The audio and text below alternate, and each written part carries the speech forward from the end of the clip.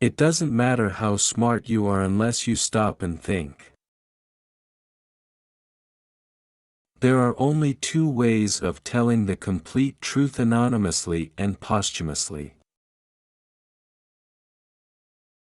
What is ominous is the ease with which some people go from saying that they don't like something to saying that the government should forbid it. When you go down that road, don't expect freedom to survive very long. Nothing is easier than to get peaceful people to renounce violence, even when they provide no concrete ways to prevent violence from others. Freedom has cost too much blood and agony to be relinquished at the cheap price of rhetoric. The fact that so many successful politicians are such shameless liars is not only a reflection on them, it is also a reflection on us. When the people want the impossible, only liars can satisfy. Clearly, only very unequal intellectual and moral standing could justify having equality imposed, whether the people want it or not, as Dworkin suggests, and only very unequal power would make it possible. What is history but the story of how politicians have squandered the blood and treasure of the human race? Reality does not go away when it is ignored. Intellect is not wisdom. No one chooses which culture to be born into or can be blamed for how that culture evolved in past centuries. There have always been ignorant people, but they haven't always had college degrees to make them unaware of their ignorance. Some people imagine that they are well informed because they have memorized a whole galaxy of trendy dogmas and fashionable attitudes.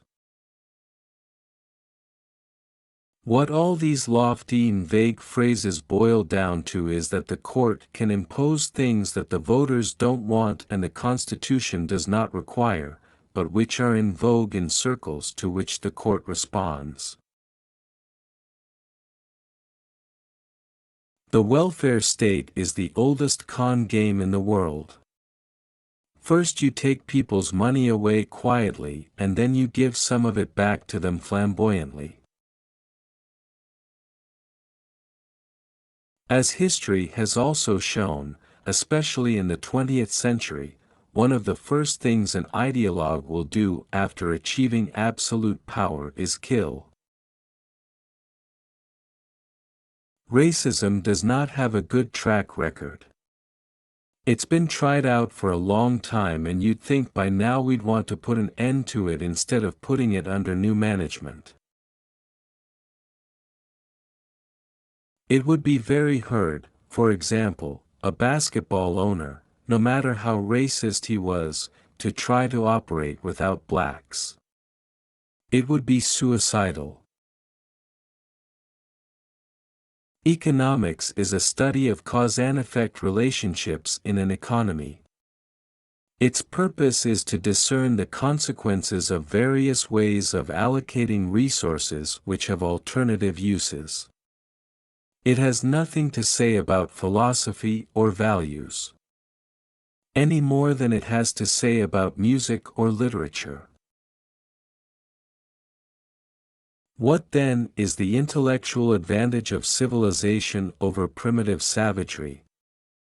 It is not necessarily that each civilized man has more knowledge but that he requires far less.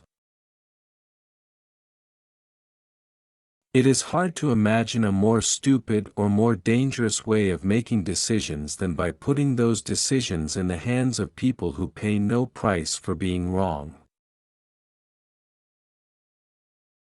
Liberals seem to assume that, if you don't believe in their particular political solutions, then you don't really care about the people that they claim to want to help. Nothing is easier than to find some individuals, in any group, who share a given writer's opinion, and to quote such individuals as if their views were typical. If people in the media cannot decide whether they are in the business of reporting news or manufacturing propaganda, it is all the more important that the public understand that difference, and choose their news sources accordingly.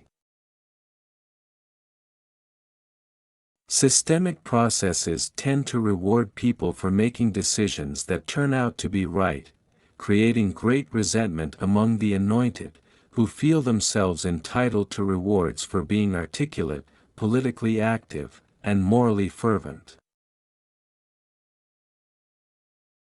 When people get used to preferential treatment, equal treatment seems like discrimination. If politicians stopped meddling with things they don't understand, there would be a more drastic reduction in the size of government than anyone in either party advocates. Many have blamed the gasoline shortages and long lines at filling stations in 1973 on the Arab oil embargo of that year. However, the shortages and long lines began months before the Arab oil embargo, right after price controls were imposed. One of the common failings among honorable people is a failure to appreciate how thoroughly dishonorable some other people can be, and how dangerous it is to trust them. Socialism in general has a record of failure so blatant that only an intellectual could ignore or evade it. One of the most pervasive political visions of our time is the vision of liberals as compassionate and conservatives as less caring.